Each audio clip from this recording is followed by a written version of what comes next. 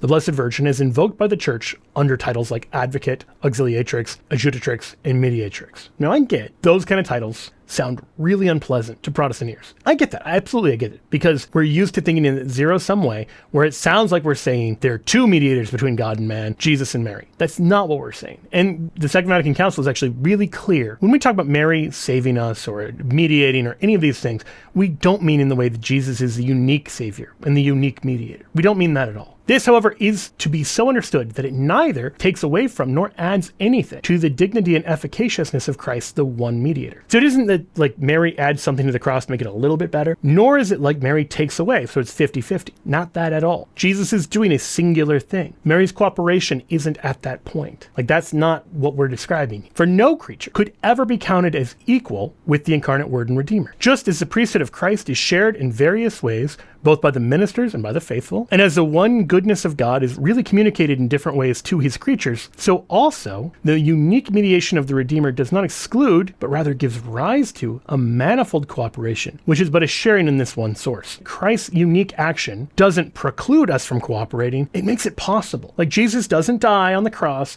to take away our cross. He dies on the cross so our cross can have meaning. We can make up in our own bodies what is lacking in the sufferings of Christ, as St. Paul says. This is the invitation that the Bible lays out quite clearly. And if we've got theological blinders on that don't let us see that, that's a problem on us, not a problem with the Bible. Vatican II says the Church does not hesitate to profess this subordinate role to Mary. If you've been told the Church views Mary as equal to Jesus or above Jesus or anything like that, that is a lie. That is a fiction. And Vatican II is being very clear. No, Mary is subordinate to Christ. It knows it through the unfailing experience of it and commends it to the hearts of the faithful so that, encouraged by this maternal help, they may the more intimately adhere to the mediator and Redeemer. That Mary's role is to lead us to Jesus. Remember, her last words in the Gospel of John are, "Do whatever he tells you." That is her cooperation with Christ. She is helping to bring Jesus into the world by launching his public ministry, but she is also making clear that her life is referential. Her life refers us to Jesus. That the reason we as Christians care about Mary isn't for Mary's own sake apart from Christ. The reason we care about Mary is because we care about Christ.